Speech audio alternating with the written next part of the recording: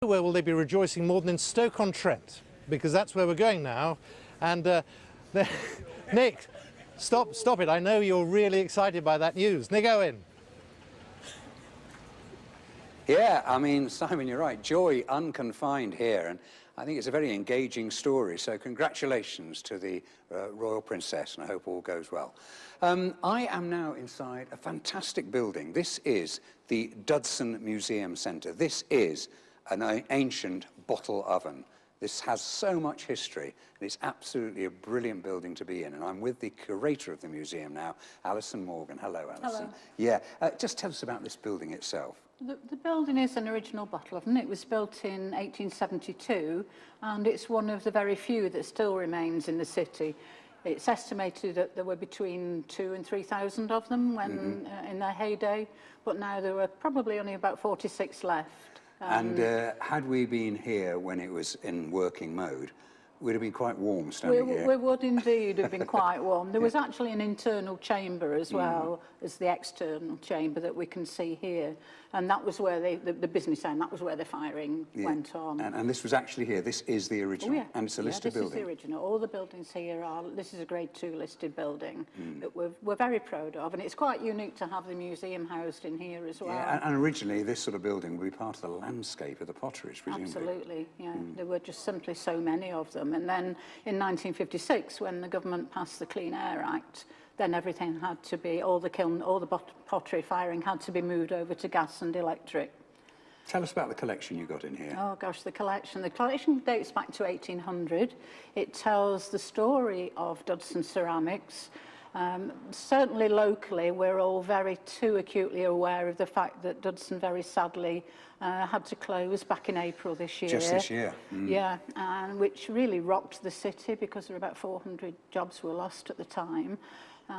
But on the plus side, this museum also did have to close, but has reopened recently due to the fact that a local charity, Voluntary Action Stoke-on-Trent, who are based on this site, have taken over the management. So we've been able to open our doors again, which is fantastic. Yeah. But the collection is very unique because it just tells one company story right from back to and a fantastic social history as well, contained, you know, within all the exhibits. Well, it's fantastic to be here, and thank you for having us here today. I want to talk about another important part of the heritage around here, and that's oatcakes. Oh, my goodness. Because we have with us just down here, if you can follow me down here, Alex Povey of Povey's Oatcakes.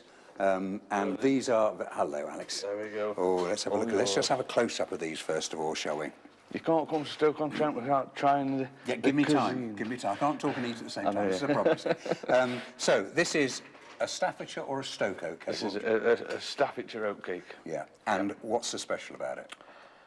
It's round, it's rugged, and it's the world's most versatile food. Is it? Yeah. You practiced that, haven't I you, have, before? haven't Yeah, and how do they vary, say, from Derbyshire oatcakes? I've got a lot of Derbyshire in my blood. Yeah, I love Derbyshire Derbyshire oatcakes. is a slightly thicker variation, and the Staffordshire ones are more thinner. And, you know, these oatcakes have been going since, like, the 1800s. I've traced it back as far as Yorkshire, so obviously we must have inherited it down here. Well, what are they used for? I mean, you say they're versatile. In what way? In what way? So, you know, sort of like a pancake, but you can hot, cold, microwave, sweet, savoury. Yes, you name it, you can get it. I mean, I get criticised for putting spinach on my oatcake because people in Stoke-on-Trent are very cheese and bacon mad. So am I. Yeah. Yeah. Can I have a try? Yeah, shall we try? Yeah, you keep talking while I'm I'll doing keep it, please, talking, 'cause so... I can't talk yeah, and eat at the same time. Crikey, they're quite rubbery, aren't they? Yeah. Nothing personal. No. I'm having a little there. You're meant to be talking. Yeah, I'm meant to be talking. So Povey's Oatcakes was founded in 1994 by my dad, Steve Povey. Oh, yeah. He passed away in 2011. I was only 23 at the time.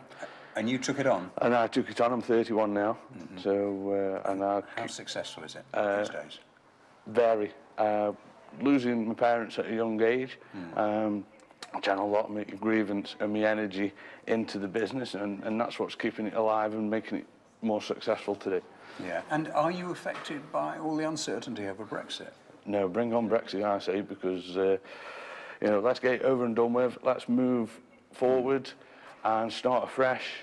Because they just look like a chicken coop with a fox inside it at the moment. Yeah. You know what I'm saying?